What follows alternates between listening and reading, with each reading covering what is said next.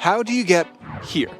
How do you land a gig as the bass player for Eminem, or the drummer for Janet Jackson, or the keyboard player for Lauryn Hill? What do you have to do?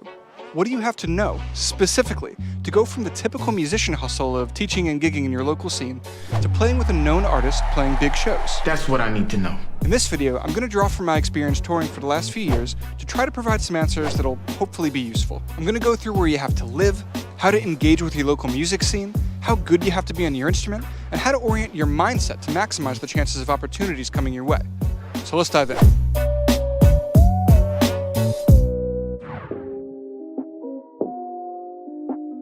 Let's start at the macro level. You can be the world's sickest player, but if you live in a cornfield in Idaho, you're probably not going to get very far. Some areas have a thriving music scene filled with opportunity, and others don't. New York, LA, Nashville, Philadelphia, Chicago, Detroit, Atlanta, San Francisco, and Dallas are hotbeds of opportunity for touring, but pretty much any city has a music scene and is plugged into the industry. Now, that doesn't necessarily mean you have to live in one of these cities, but it helps to be close enough to be plugged into its music scene. You've got to be somewhere with opportunity if you want opportunity. Let's zoom in a little further. So you're somewhere with a thriving music scene. Great. Now you have to engage with the scene in a way that attracts opportunities. This means actively participating in the scene and getting to know and working with the people who are doing the kinds of things you want to be doing. If being a sideman for a touring artist is the goal, then get to know the people in your scene who are doing that. Go to the same jams as them. Be on the same wedding and church gigs as them. Be in their bands. Hire them for a lesson or for a recording. Network is everything. Almost all of your opportunities will come from people you know thinking of you when they're in a position to call somebody for something. So, the more people in touring positions who you know and are working with, the greater the chances that you'll get that kind of call. And speaking of getting the call, who makes the call? Well, in most cases, it's the music director of a band who's making decisions about who to bring in. But the other band members may be part of the conversation too, and could be in a position to suggest people. It's also really important to connect with people in your scene who play the same instrument as you. In my case, I first got the call for this band when another keyboard player couldn't make it and he called me.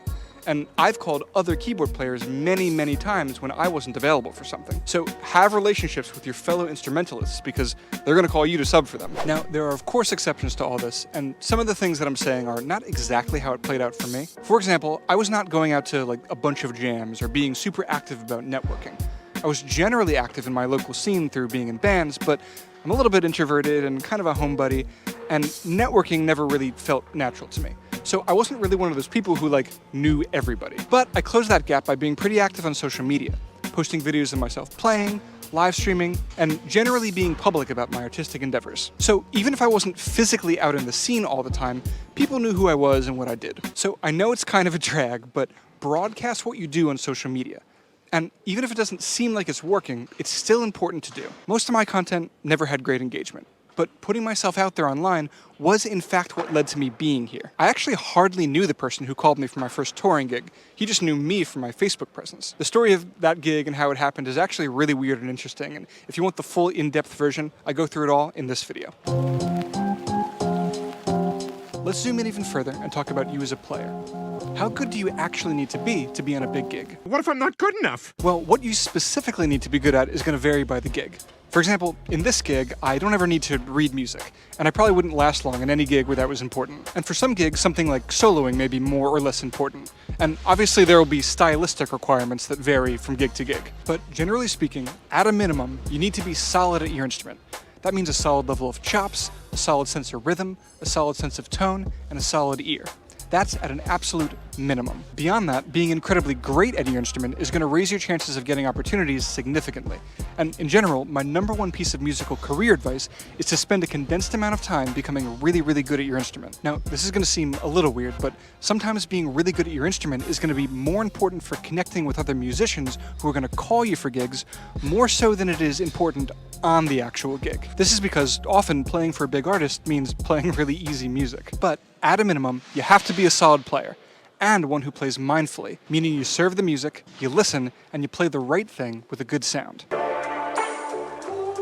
Zooming in even further, you could be the best player out there, but if you're not the kind of person that people want to be around, then you will not be around. I'm going to kind of breeze over this because I don't want to do a whole section on social skills, but certainly when I have the opportunity to bring somebody onto a gig, one consideration is, who do I want to be on a bus with for weeks at a time? Who do I want to be stuck in an airport with all day? So basically, be a good person who people want to be around. And beyond that, be the kind of person who does what you say you'll do, who shows up on time and prepared, and who doesn't take a week to get back to a text or an email. That's huge. I know of people who've had their shot at bigger things, but who don't get called anymore simply because they're unlikable. And there's people I wouldn't call, not because they're not great, but because I can't trust them to do a thorough job and be responsive. So this is the most important tip, and it's going to tie all the previous ones together. There's a good amount of luck and maybe even randomness involved in getting good opportunities. I know plenty of incredible players who are great people, who check off most of the boxes I've gone over so far, but who aren't doing quote-unquote big things, even though they'd love to be. So if you've been plugging away in your music scene for years, and the path to any kind of higher level feels unclear or out of reach, this last section is for you. Cool. Lay it on me. A music career is a marathon, not a sprint. And if you don't orient your mindset for the long game, you'll be in danger of burning out. The number one realization that I had that helped me manage my mindset was this: everything you do leads to something, even if you don't know that it does, and even if it doesn't feel like it at the time. I almost burned out and quit a few years ago. I'd been in a few bands that didn't make it, and I'd spent years on the teaching and gigging hamster wheel without any clue about how to get to any kind of higher level. And at a certain point, I was considering just throwing in the towel and pivoting to a more normal and stable path. Then I got an out-of-the-blue call for my first touring gig, and everything changed. And when that happened, it reframed how I thought of all my past endeavors. My bands may have not made it, but the years we spent trying formed the basis of my network of connections in the scene and sharpened my skills as a player. And the content that I'd been posting may not have been getting great engagement, but one of the few people who was paying attention was the person who, a few years later, called me for the biggest gig that I had ever had on the basis of that content. So everything that at the time felt like failure all very directly led to where I am now. And I don't even think of those things as failures anymore because they worked. They all led here. Everything leads to something. That small gig that feels dumb will lead you to meet somebody who calls you for another small gig, which will lead you to meet another person who will call you for something awesome 3 years later. That video you posted may have only gotten 12 likes, but it planted a seed in somebody's mind, and that person will hit you up about something at some point. It's all about the long arc of progress over the course of a long time. And if you can be in touch with that, rather than being attached to any one thing you're doing blowing up, you're going to have the stamina for the long game. And if you move through the world like everything is leading to something, you'll have a way healthier relationship with all the things you do. It won't feel like failure when something isn't immediately successful. And you'll be incentivized to do your best at everything you do, big or small. You'll be incentivized to treat everybody well, because you never know where they're going to end up and who's going to become who. And if you live like that for years, then it'll be a positive feedback loop that over time will increase the chances of opportunities coming your way. So it's by no means an exact formula, but I hope these 5 tips have been useful. Now, here's the thing. If the reason why you want to tour is because you think it's a road to making a bunch of money, well, it's kind of complicated, and the financial side of things is a whole discussion of its own. So make sure you check out this video next, because I go into detail about that whole side of things. Thanks for watching, and I'll see you over in that video.